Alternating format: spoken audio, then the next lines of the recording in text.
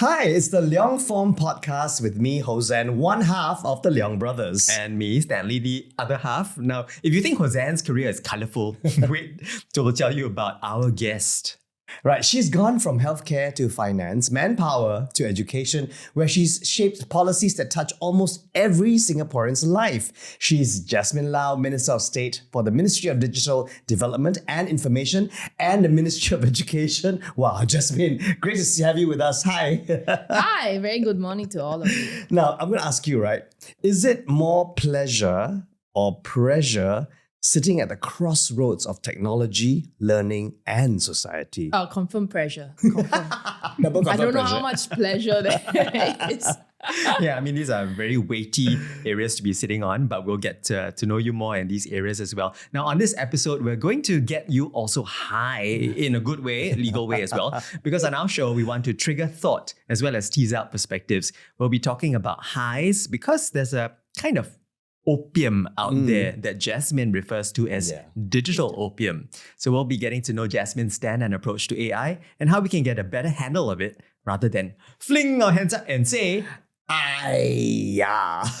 In this conversation, we also trace Jasmin's public service journey prior to joining the government and what defined it and the tough calls that she's had to make. We also want to know how time on the basketball court has taught her about leadership in government and what about mum guilt? Because surely raising two preschoolers, you should know, while serving in parliament, which you are not. Which I'm not. Isn't a stroll in the park. That's right. In fact, we want to know whether Jasmin has any noteworthy issues just getting to our studio this morning. What was it like? Must have been frantic leaving the house. Yeah, by the time I turn up at work, people see like peace and composure. No, that's not my morning. Mornings are basically, get up, we're late, mama's going to be late, you're going to be late for school. And then by the time we drop them off in school, you're kind of like, am I done with the day? Am I done with the day? It's only just then you go to work. Yeah. So I think that's the part of parenting a lot of people don't see. Don't see. But we do find a lot of joy in sending the kids to school. So we try to do that. And I would assume that commute from dropping off kids to the point where you arrive at work, that is really precious time where I listen to a podcast. Oh, there you go. Thank you. Thank you so much. Thank you. We're really excited that you're able to join us today, Jasmin. I mean, especially as we also try to get to know what future-ready education looks like and also how we can ensure that no one really gets left behind, especially in this digital race that we're on. Plus, how you and us can stay human in the age of machines. So we're going to ease into our chat first with a bit of warm-up, okay? Because every game that we play on the courts or even in theatre, we warm up. So we're going to play this game called In the Hoop with Jasmin. Rapid-fire questions that did you write this? Jasministered. There's as administered, Jasministered. Yeah. Okay, to extract the essence of Jasmin, it's like tan tong, boiling herbal soup in government. All right, so I'm going to give you like kind of apple orange, and you just say, and then maybe a little bit of why. Okay, first one. Ready? Here we go. Netball or basketball? Netball. Why? That's my first love. People don't know that because I came out as a basketballer during the elections. But netball actually is my first love. So are you the one that stand there like that? No, and we can come to that later because the role that you play in a netball team does shape your personality for life. My goodness. Wow. Okay. That's very interesting. Okay, you go. Cuts deep, man. All right. Economics or bioengineering? Wow. Economics. And because? It's a little bit more practical. You can apply it to daily life as an individual. So bioengineering, quite cheap. I studied it partly because during that period of time, we were all into life sciences in Singapore. But I couldn't imagine myself working in a lab or doing research. Yeah. So economics for policy making, that's a lot more. Okay, bioengineering more niche. Yeah. All right, so you're on your recent social media journey since 2025 March. Instagram stories or LinkedIn posts? Instagram stories, for sure. Because it takes only a few seconds to post, not like LinkedIn posts. What must think, right? Yeah, LinkedIn posts really require a lot more thought. I mean, if you want it to be serious or you want it to have an impact, and you're not just writing, I'm humbled to blah, blah, blah, blah, blah. Then you have to spend a bit more time writing it up. Yeah. Instagram stories is like, here's what I'm doing right now. Yeah, you got to watch it or not, up to you. Distill your thoughts, right, for LinkedIn. All right. Yeah. All right. Team captain or team player? I actually enjoy being a player in the team. I have been team captains before. I think it's a different responsibility, meaningful, but sometimes takes a little bit away from the joy that you could have as just a player. As a player, Yeah. right? Yeah. And actually, having said that, right, I'm doing this show at the moment. Sometimes I direct shows. Yeah. But now I'm just an actor in the entire ensemble. I'm having so much fun. Like you fully soak. in Right? it. There's Yeah. no The extra burden. Yeah. responsibility. Yeah. That's right. So I completely understand Yeah. that. All right, I've got a poem for you. Whether the weather be fine or whether the weather be not, whether the weather be cold or whether the weather be hot, we'll weather the weather, whatever the weather, whether we like it or not. So, Pennsylvania winters or Singapore humidity? Oh, Singapore humidity for sure. I love heat. And you- It's funny because I do enjoy snow, but I wish the snow wasn't cold. It's called sludge. It's like you kind of like the snow and I love to ski, but Okay. I can't stand cold. So a Right. bit of a dilemma there. Right. Okay. And for our audience, why are we bringing up Pennsylvania is because that was where Jasmine had spent her university years in Pennsylvania. And Pennsylvania is where? Is Eastern. Eastwards, seaboard. not at the coast, Yeah. but east side Okay, of okay, US. okay. Eastern half of it. All right. So maybe we'll have one final question. Sure. Morning coffee or evening tea? Day in the morning, can or not? Oh, wow. Okay. Day, no Combine. siu dai. Full day Full in the day. morning. With sugar and everything. And milk. Yeah, Okay. now that I'm not in Ministry of Health, yes. Your colleagues might be coming to Condensed you. milk as well. Wow. Okay. Also, so coffee doesn't get you going at the moment. I don't Or you take like coffee it? Oh, okay. actually. I not that I can't take it. I just Right, don't right. feel Just that don't- much don't joy from preference coffee. lah. Yeah. Mm-mm. Yeah. Fab. All right. Let's get into the chat then. Now that shall. we've known you a little bit better. And we you got wanna some ask- hooks as yeah. well. I'm talking about netball later on. Netball, yeah. All right. So you have shaped policies in healthcare, finance, and manpower. This is across a span of 19 years, almost 2 decades. So has there been one policy that you've worked on that made you think, this is why I do my work? Hard to name a specific one, but I think the time in healthcare was particularly meaningful for me, especially when we worked on insurance schemes. Oh. When I joined MOH in 2013, that was when we started doing MediShield Life. We made it a national scheme. Yes. And then 6 years after that, we did Care Shield. Well, previously known as Elder Shield, where you get your letters when you're 40. Okay, you got it. Now known You as also. Care Yeah. Shield Life. And I think maybe the reason why I use those as examples would be things like Care Shield Life or even health insurance. Not something that people actively want to go out and buy. Sometimes you have to pressure people into getting it. Worse for Elder Shield and Care Shield Life. Yeah. Nobody wants to buy. People feel a bit sad when you reach the age. But it's precisely this kind of policies that you know as a government you have to put in place. Because even if people don't quite like it now or don't understand the purpose, at some point in their life, they will realize they need it. benefit from it. That's right. That's right. And that's the business we are in. Stuff that people maybe don't think about at a scale or a time frame that they are familiar with. But you work on it because you know it will be good for them, for good them. for You country. get all the It sounds like confidence. parenting again, right? Yeah, exactly. The kids Surely don't you want know it. we're doing this for your own But you know, good. we shouldn't can't say that. Of course, yeah. Interesting though, because I think I was the face of MediShield Life when you all launched it. Yes, that's right. remember? Yes, and I think who was it? Ling Ruping was also helping us Yes, do a bit of. because the makeup took hours. I was that. Yeah, correct. You're big on the I poster. had a big fat suit on. You've worked extensively from everyone from hawkers to CEOs. What's the most surprising lesson that you've learned from someone outside of this policy bubble?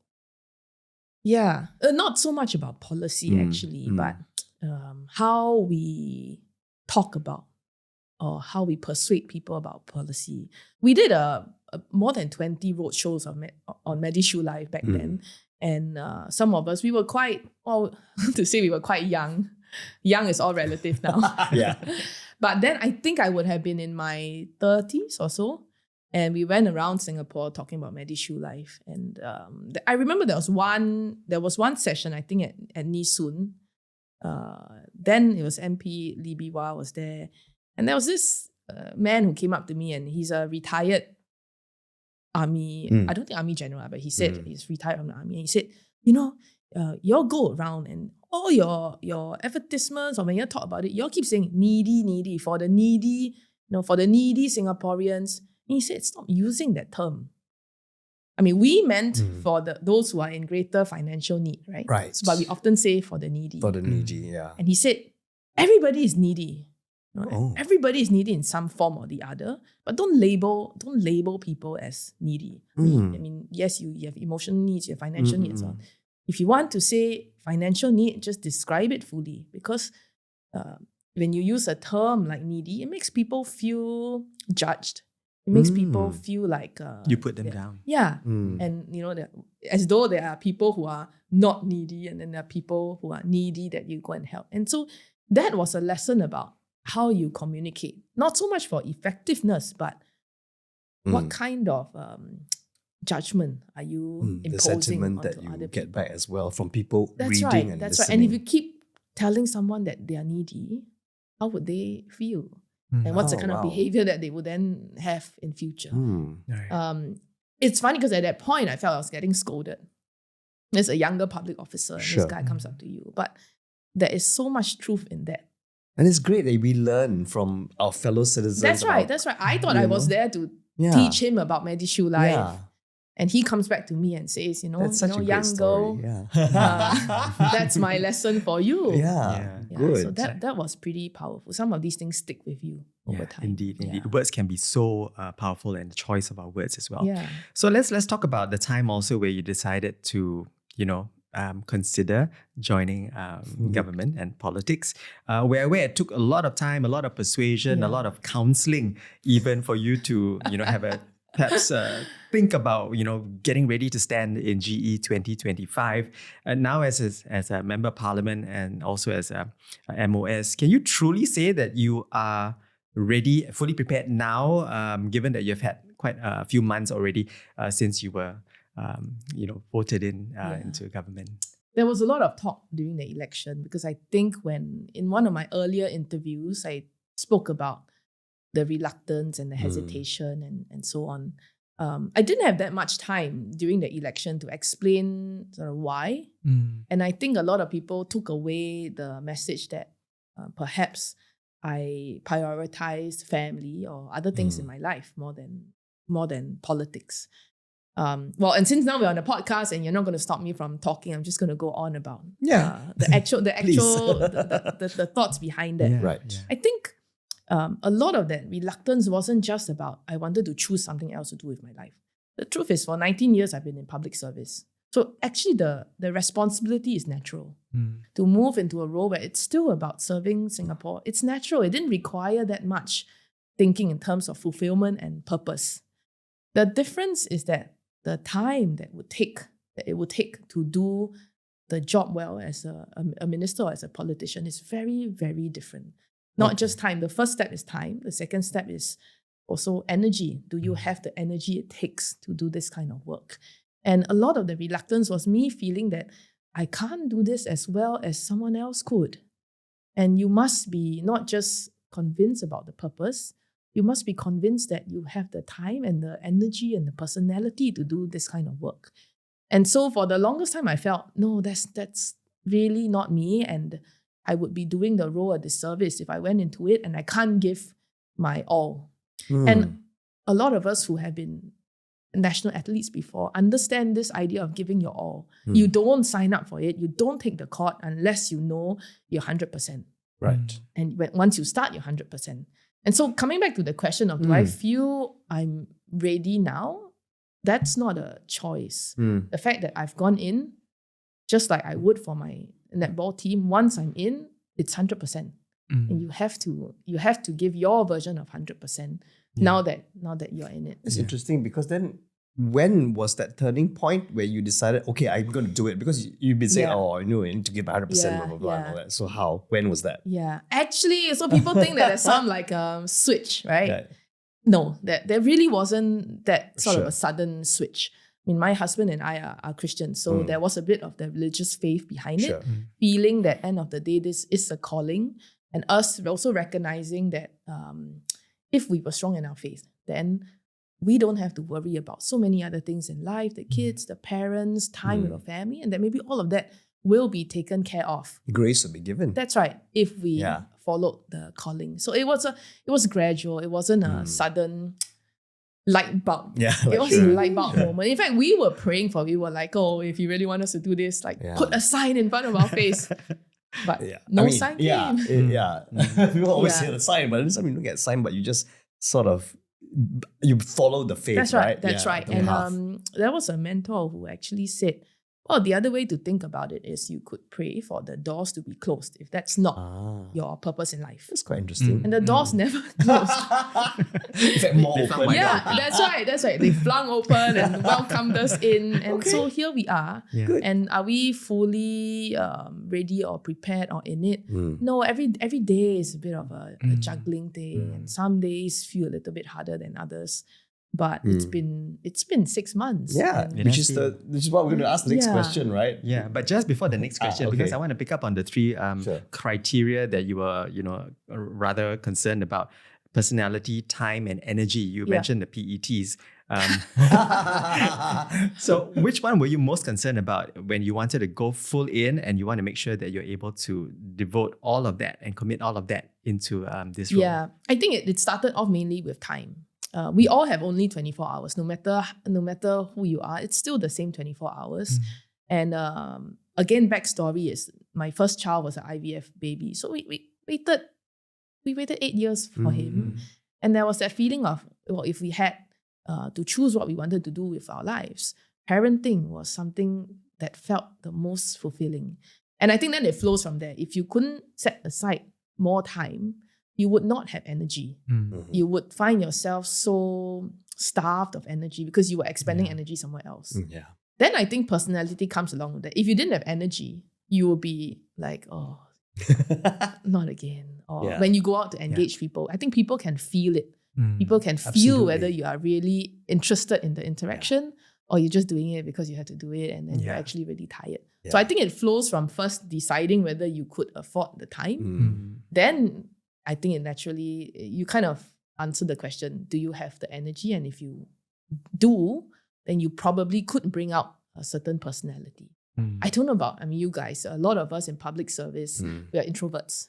So it requires an extra effort. You have to make an extra effort to put on the personality. It's not fake, but you have to tell yourself, all right, let's go. Completely understand. This round of house visits, my chance to get to know people, and I want people to feel me. So let's you kind of have to rah-rah yourself to do it. And then after that, you go home and then you're like, oh, let me decompress and play my phone for a while. And that's what it's like for introverts in this role. Wow. Fair to say that we're all three introverts in this room? Oh, I mean, can't tell. A lot of people think that I am an extrovert. But that's that new word called ambivert. No, so I mean, I've been in this business for over 30 years, right? So of course I have to be the showman, right? But then you go home and then I guess lie around and just don't talk to anybody. And at that point you're like, don't. Yeah, I mean, I do get my energy from people, and that's my public persona, right? Yeah. Because I can't be like this all the time, as I'll burn out. So on that note, I want to ask Jasmin, so when all this happened 7 months ago, what was the biggest change or the starkest change that you had to make in your life? Like in your family, in your routines, your lifestyle, your schedules and all that. What was the biggest shifts? Definitely had to change up the routines. I used to make it a point to pick the kids almost every day. Occasionally I don't, and they end school at 5:30. So we've had to change a lot of that up. My parents or my in-laws now help. My husband has to take on quite a bit of that load. And weekends used to be 100% hours. Now weekends are, I would say, we'd be lucky if half the weekend is fully with the family. So all of that has had to change. What we've tried to do is to say for the amount of time we have as a family, we are a lot more present. No playing phones and nothing. Right. Because there's just less of that now. I think what has been pleasant though, I think is life has become very colourful. I was explaining this to somebody. Maybe I used to live a life where it felt like, oh, nice shades of pastel, pastel colors. It's comfortable. You're in a routine. Weekends we do certain things. Go to the beach, go swimming, whatever. Pastel. And now life is like full-blown colors. Right. Because the kids come with me to Deepavali celebration. We Oh, go for that's 中秋 great. 节 and there's a lot more immersion into, well, this is what life looks like. So pastels have become vibrant. That's right. And when we drive past Ang Mo Kio, which is where I'm in, my kids can say, "Oh, Mama, you take care of Serangoon North, is it?"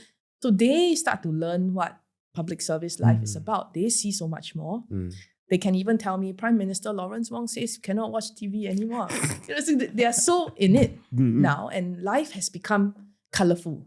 Right. It's not all like a trade-off or a sacrifice. It's Right. not. We have found a certain joy from it. It's tiring, yes, but you get something out of it. That's beautiful. Yeah. Yeah, that's wonderful to hear. We often think, there will always be an opportunity cost. Your family might suffer, but you're also I think reminding that's us the that narrative that a lot of people use, and that's also quite often the reason why people don't sign up for this kind of a job or public service jobs. There's this feeling of, oh, you have to give something, right? You have to sacrifice. All this talk about sacrifice.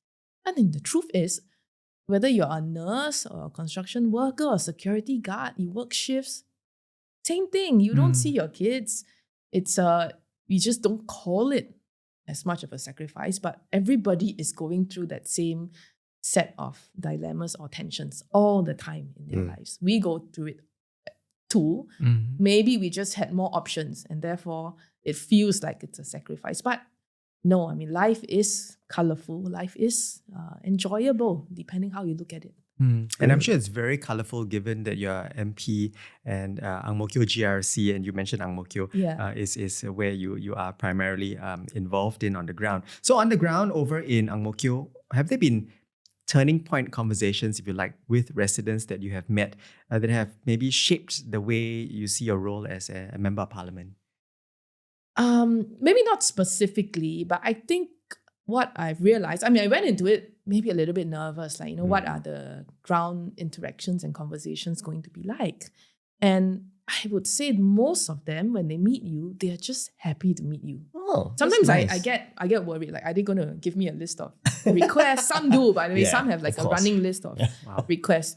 But many are just happy to see you show up. Oh. And I sometimes don't know how to feel about it because I would say, well, it's my job. To them, no. To them, is you made an extra effort to stop by the house to say hi. Oh. And I mean, those moments are very, very encouraging. Yeah. And they build you up before you get to one that tells you, here's my list of 10 things that I want you to do. There'll always be those. There will anyway. always be. I also find that you say as an MP, actually the MP quite often is a mediator of problems, the MP. Because a lot of the work we do is to resolve disputes happening. Yes. It's not always about us providing a service or helping to build another shelter. No. A lot of it is the neighbors are quarreling. Why you put the pot there?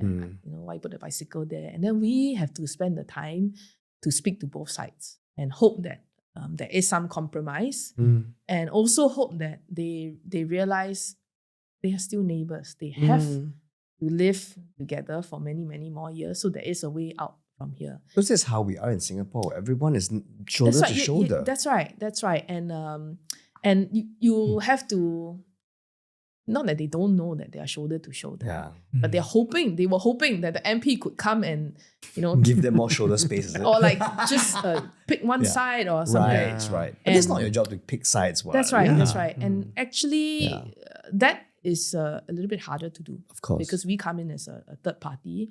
We have to speak to both sides. They are upset. And you have to kind of convince them that there is a way out. And that your neighbor isn't trying to rile you up or get you angry, and help them see perspective. You're the shoulder pads, basically. There was one, yes, that's right. There was one case where a neighbor said, "Oh, a resident said, why is the neighbor parking this really old and broken down bicycle? The tires are flat, the bicycle is rusty, but the neighbor refuses to get rid of it and leaves it there in the common corridor all the time." Got very upset. And started putting her pots to sort of choke space. Okay. And then later on, we found out that the neighbor was putting the bike there because it belonged to his father, and the father had passed away. Oh, And he didn't want to throw away the bike because the Sure. bike is yeah, it's for memory. special. And then actually after you talk to both sides, they're okay.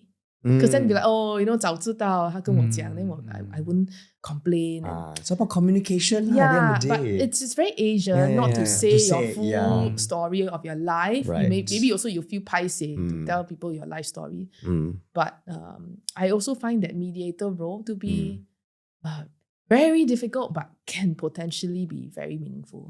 Yes. Was that something that you were also perhaps given time to be trained in for a little bit, maybe undergo some courses of we don't have mediation and training. counseling? No. I thought they would fit it in to get you guys ready for the ground. I was surprised that we don't have that much training. But maybe the lessons came from the public service work. A lot of Sure. it is just about have some empathy, have some care, Yeah. make an effort, go an extra step. That's sort of useful training on its own. Then a lot of the training is on the job. On the we do have yeah. a lot of very senior grassroots leaders who Alright. give us advice. They also tell us this one regular Yeah. complainant or not. So their experience is a lot more helpful. Valuable, Yeah. yes. Well, speaking of training and leadership, let's pivot and go to your sports days. Because you're a lifelong team sports player. Yeah. And you were saying netball was your first love, basketball as well. How has that taught you in terms of now you being a leader in your workplace? Yeah, I haven't had the chance to explain this. I wanted to do it in my election sort of nomination speech or whatever, but no time, right? It has to be 5 minutes. So I actually wanted to explain netball Okay. and its difference from basketball. In netball, all of us have a position. There's 7 players on court. Each of us have a position. And depending on that bib or the letters you wear, it defines what you can do and cannot do and where you can run and cannot run. And a lot of my leadership lessons and the way I behave today has been shaped by the position that I played in netball. Wow. I play midfield. So it's called center or wing attack. It means I can run the full court except for the parts where the shooter gets to shoot. That one. Yeah, that's right. And I can't shoot the ball. Oh. Even if I think I'm the best shooter in town, I can't shoot the ball. Is height a question? Yes, well, you can tell, right? You can tell. So height makes a difference. I Okay. also can't defend the shooter. Right. So we are limited in terms of where we can go. And then you have to understand your role. Your role is to make sure that your shooter teammates gets the ball as many times as possible. And your role is to encourage him or her. It's to encourage her to stay calm and composed and please shoot the ball in because we have worked so hard to give you the But you cannot control the outcome as a midfielder. You cannot. And you accept that on some days, if your shooter teammate is just not feeling it, that's it. And now you start to see the role that we play shapes our adult life. Now, I would always see myself as a bridge. I would try to give my shooting teammates the chance to score, but I don't see that as my deliverable for the team. And it's the same thing when it comes to working in a team in politics, on public service. That's always been the way I see it. I'm not the one who scores at the end of the day. But I would try my best to help whoever is bring the supposed to ball score there. to score. Right. Okay. Yeah, So and interesting. It's very interesting. The Yeah. sport and the way the roles are cut up and all that. wow. It also teaches you full reliance. You really can't win. You can be the best ball handler, whatever. You can be superb stamina, superb speed, but you can't win by yourself. Whereas basketball, in a team of 5 players, everybody can score. So you can have stars in an NBA game Sure. who could tip the game for a team. Right. Netball Wow. is so different. Thanks for that. Now Yeah, that I that know was more like about a netball. 101 on netball. There you go. You heard it first Yeah. on Leong Form podcast. What if you were the shooter though? Then a lot of pressure will be on your shoulders. That's right. That's right. And so it's understanding that you, as a midfielder, it's also about understanding you face certain pressures, but not as much as the shooter. So while you can feel the physical exhaustion from going up and down the court and repeating everything, but don't blame the shooter because could you do it? Maybe not. Yeah. Maybe you would completely crumble under that kind of pressure. For sure. So when your shooter teammates don't put the ball in, you shouldn't be like, Like, how many times have I told you? No, because it's not that easy. Right. And then seeing it from a different point of view helps. So right here, right now, Jasmin, you still see yourself as playing a midfielder role in government? I mean, I would, because that's what I'm familiar with. I've had counseling from more senior ministers who say, you know, stop hiding behind the scene. I said it's not about hiding. It's a habit we built up over the years. But their point of view is now, if you're a political office holder, you are expected to be a shooter at some points. Yes. And are you ready at that point to step up? Are you okay with the pressure? Can you put up with it? And can you score when it matters? Yeah. Wow. Well, there are such things as hidden insoles in shoes these days. So Yeah, you might be yeah. able to be a great That's shooter. why, and I said, you know, I can be a shooter. It's just whether the ball goes in. Yeah, no pressure. All right, so you know it's interesting to note these connections between sports and you know the work that you currently do. But let's return to parenthood, because you can never tear yourself apart from your responsibilities. Actually, and most roles. people when they speak to me, they say at some point they end up talking about the kids, because I'm so full of joy about parenting, and at some point the conversation always comes back to the kids. Yeah, and family and parenthood, it's so integral, because your husband's also involved in work that has to do with families and children. That's right. Isn't it? He is with Head Start. Kid Start. Kid Yeah, Start. That's right. Kid Start, not Head Start, but I'm sure it gives Kids those a head start. plenty, yes. So you know, you've talked openly also earlier, not in our podcast, but you know earlier on in past interviews about mum guilt. But you've also reminded us early on in this conversation that no, it's not a trade-off. You know, it's pastel colors turning to vibrant hues as well. So would there be any, bad piece of advice, especially when people say, oh, there's, work-life balance you got to think about, something's got to give. What are your thoughts to that? Maybe I should clarify. I don't think there are no trade-offs. There are trade-offs all the time, because you still have only 24 hours. So when you pick something to do, you give up 1 hour there, and there are trade-offs. It's just that the trade-offs don't necessarily make your life miserable. The trade-offs could add something to your life, even though they are trade-offs. That's the caveat I would make behind the whole colourful analogy. Right.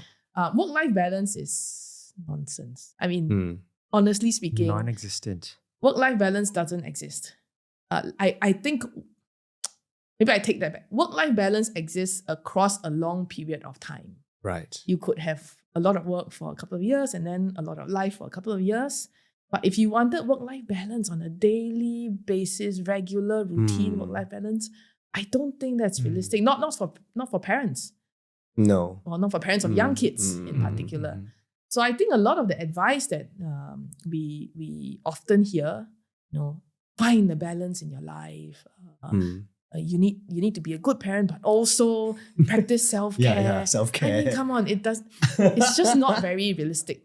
And not everybody can afford that kind of arrangement in life. But I think you can achieve some balance across several years.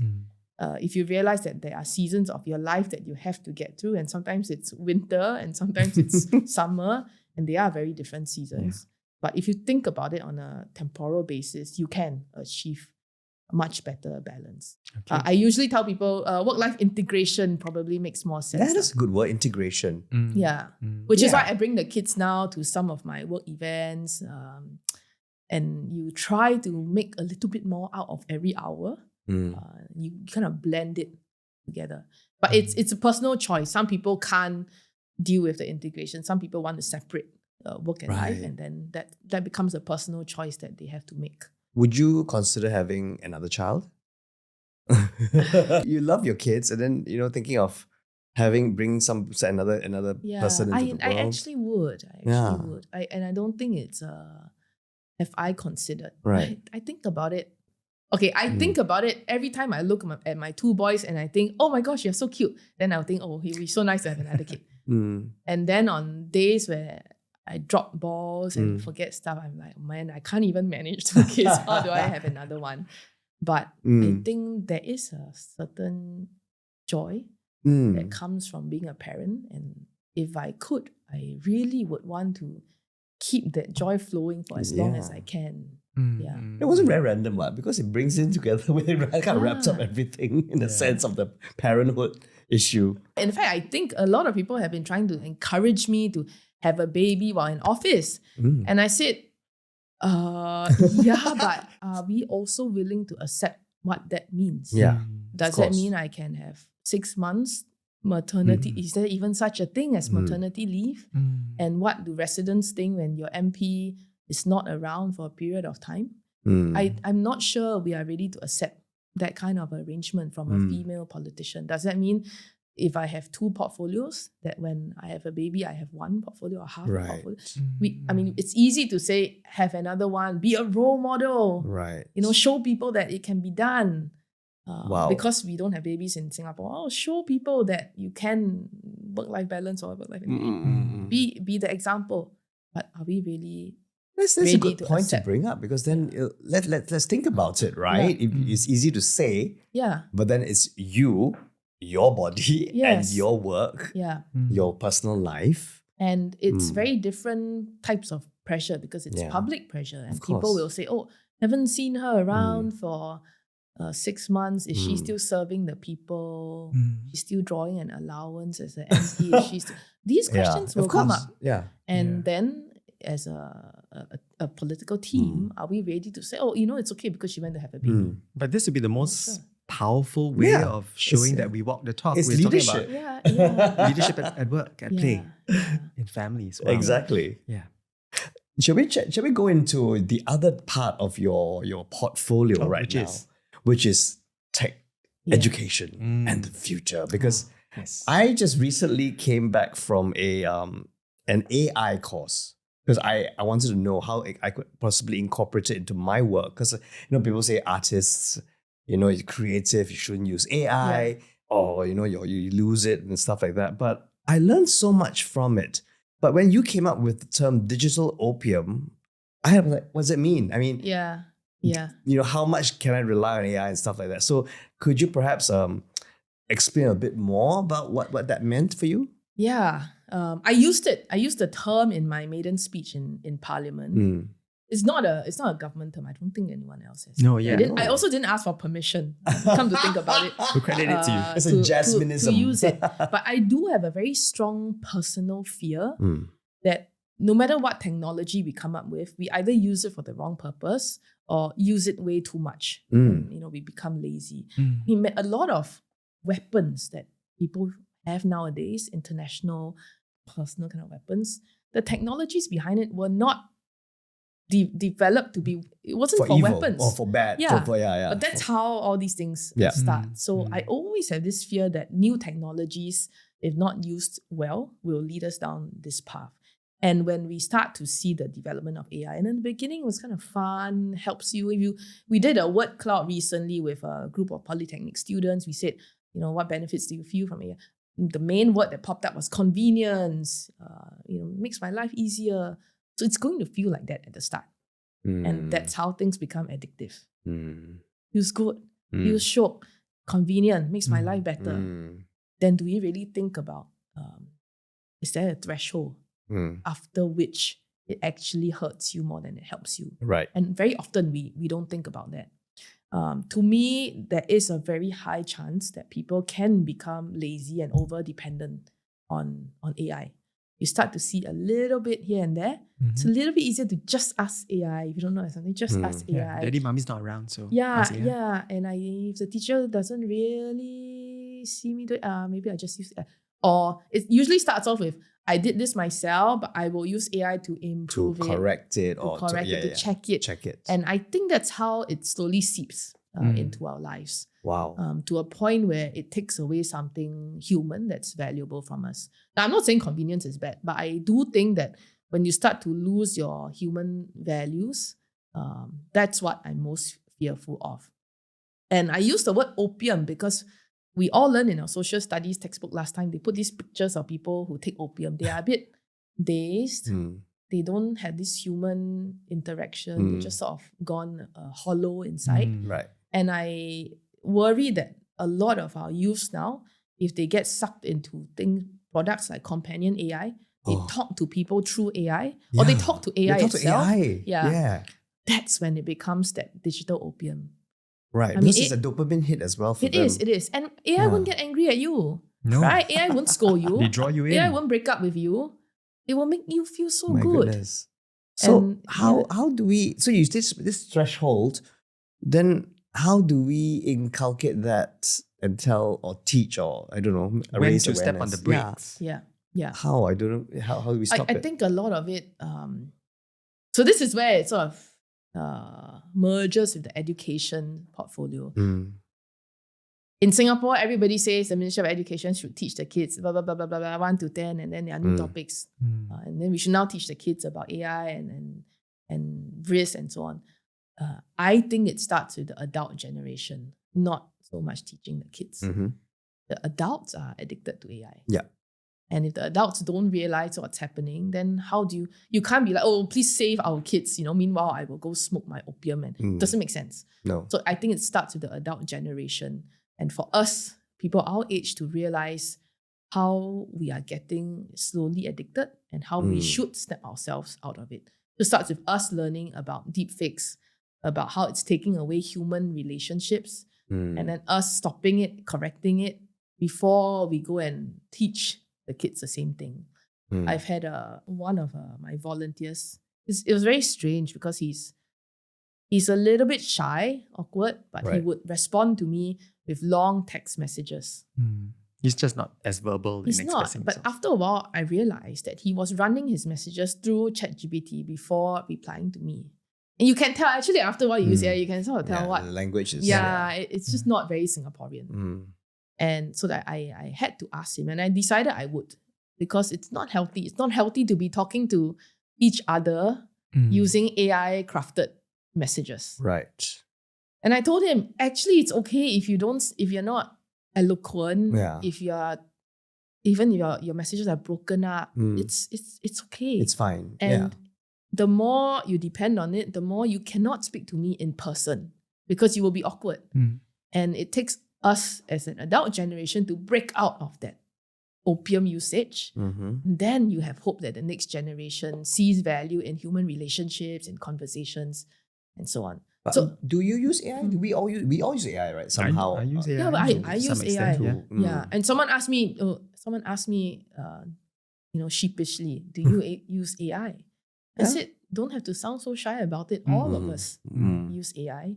And I think it's okay. That's why I say it's okay. Sure. But you must know at which point it Yeah. starts to take away the human part of you. Mm. I think for the children, a lot of the basic education is around understanding what's real, what's not real. Because some countries have already started banning social media for kids under 15. Yeah, Is it Australia? yeah. Australia, I think it's Yeah. another country as well, in the Nordic countries somewhere. There is some pressure on Yeah. us to think about Right? such measures. Mm. But we also find we are a very clever population. Honestly, you can ban, but the parents will can also find log a in and then way. give the phone. Exactly. So a lot of these may or may not be helpful if people don't fully understand the risk behind it. Yeah, for sure. Now, of course, AI, we understand, is changing everything from the way we perform in school to the way we are conducting our work as well. But at the same time, while it has its dangers, it does harbor its advantages as well in order to tap on AI. Given that to be, how do we ensure that, say, Akong or Ama are also able to keep up with AI, and also maybe those from lower income households as well? Yeah. There's actually a Digital for Life movement that's run by MDDI. And a lot of the work that's done there are precisely to help the Akong Ama and those who are lower income access technology the same way everyone else can access technology. Of course, there are additional modules or content that we built in around safety because it's helping them discern what's a scam, what is not, what's a deep fake, what is not. So there's some additional support for that. But I think more broadly, a lot of the training and the courses are around understanding what is this tool, what could you use it for. Even basic lifestyle usage like QR codes, how do you scan. I mean, we talk a lot about AI nowadays, but a lot of the digital empowerment is still about how do you use your smartphone, how do you take a photo, how do you send something on WhatsApp. And so a lot of the work under Digital for Life is about getting people up to speed with basic digital usage.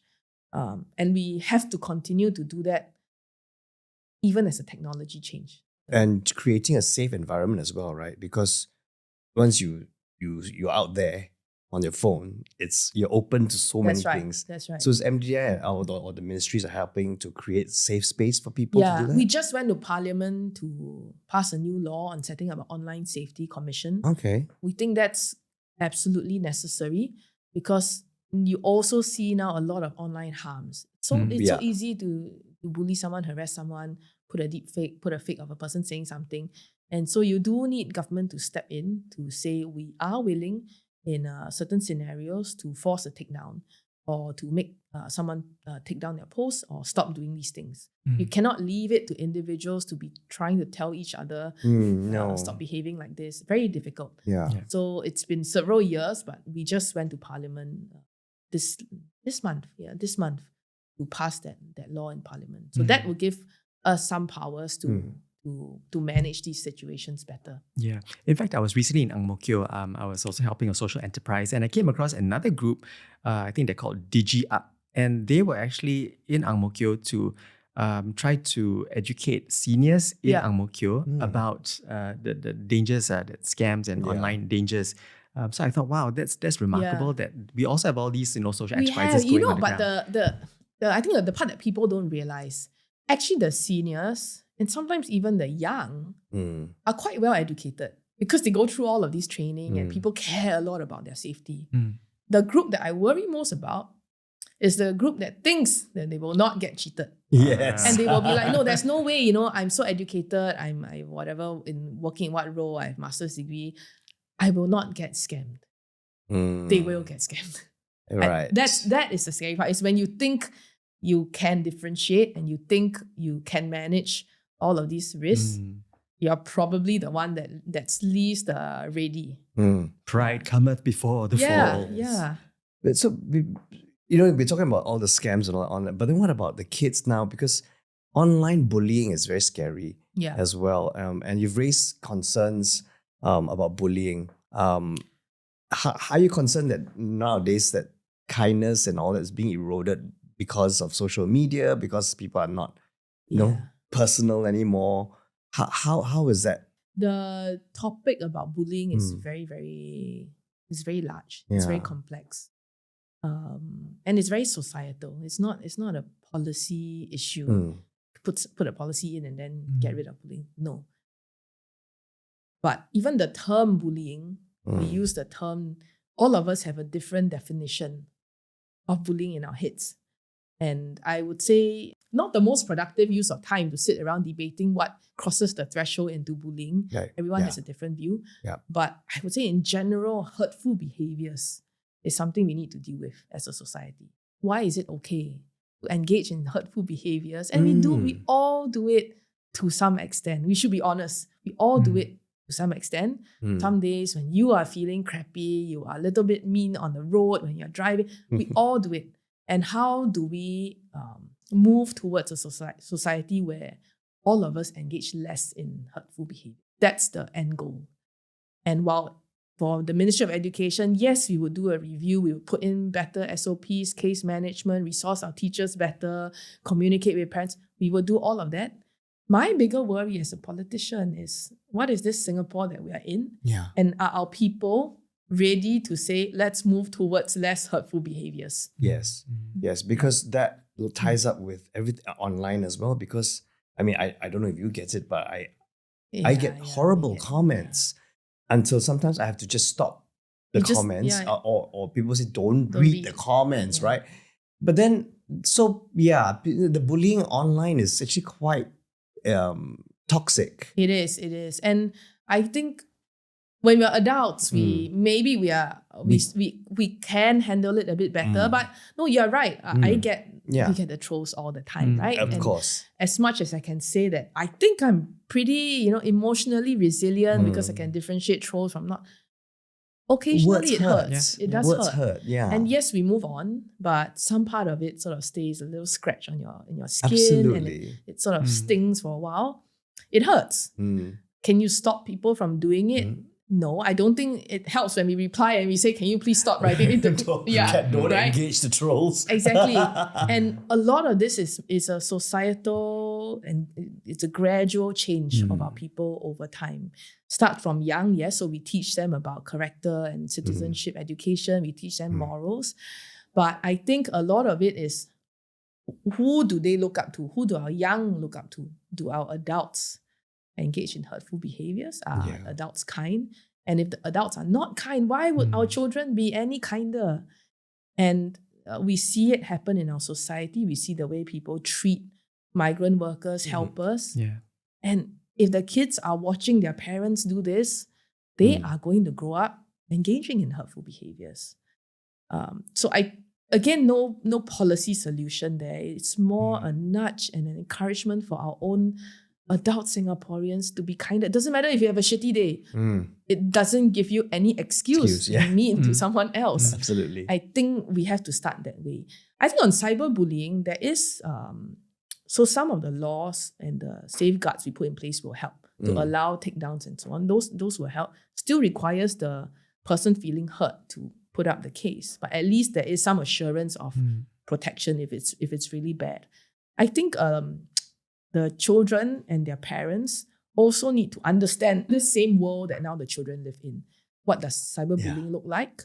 What are Instagram stories? Some parents don't know Instagram stories only last for 24 hours. Yeah. So they tell their children, no post, right? Then the children say, but so and so posted yesterday on Instagram story. Then they check and then it's gone. So first you need to understand how the technology works.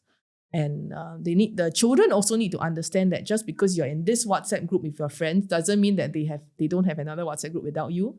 So even understand some of these technologies is a good start. And I think beyond that, a lot of it is also helping our children realize where their self-worth ought to lie. Your self-worth cannot depend on people around you. And social media worse. Especially. Yes. And because everyone looks amazing on social media. That's right. Then where do you find this self-worth? Absolutely. Is it through passions, your hobbies, your family, and helping them to discover all these earlier in life? And if they don't, then you can understand why social media becomes this kind of a trophy that they kind of want to hold on. Becomes a crutch as well for them. Yeah. I can almost see this turning into a whole series with Jasmin Lau on parenting tips. And There's just so much to take away. I could go on and on and on about this. And some people say, oh, you sound like you've thought it through. I said, no, wait till my kids are in primary school. They will encounter these. And would I at that point know how to respond? Maybe not. It's a day-to-day thing, It's a day-to-day thing. And it's what I call the difference also between a reflex and a response. Yeah. Right? Most parents live on reflexes. Oh, my kid feels hurt. What's the immediate thing I should do? Should I hug them, buy them a present, complain to the teacher, worse, post on social media, something like that? Reflex. Actually, most of us, if you're not caught in that situation, you know what the correct response ought to be. You can think through it. But on a daily basis, how do you move from reflex, stop, and then here's the appropriate response? Very hard. But that's the challenge we all go through every day. Well, you sound like you're future ready and you're future readying your kids. Oh, I wish. For a very harsh world. I wish. Yeah. In the quiet moments, I get scared. All parents have these morbid thoughts, right? Okay, I don't know whether all parents have these morbid thoughts, but I have a very unhealthy, I won't say habit, I have a very unhealthy, this process where sometimes I should blame social media. They keep feeding me this content. Yeah, it's an algorithm. They keep feeding me this content about parents losing their spouse or parents losing their kids. And it's listening to you right now. It's possible. And it already feeds me.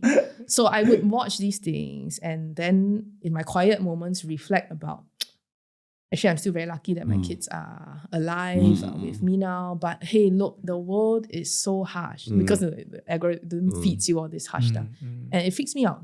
Completely freaks me out. And then there are moments where I feel maybe I should just take an entire career break and hug them every day. Don't even send them to school because they are so precious. Because what if tomorrow there is no tomorrow? Then how? And it's a bit risky. You can go into these spirals. Of course. But the truth is all of us go back into those holes once in a while. And then think morbid thoughts about Well, the world prayer ahead. helps. That's right, that's right. And then you emerge the next day from Yeah. your cave and you pray and you say, Yeah. we surrender everything and we can move on with life, and then you go again. Absolutely. Yeah, that's how we get by. So no, I'm not future ready. I do need to. Who is actually? Yeah, I don't think anybody really is. But Yeah. there is that feeling of there is no need to panic. No.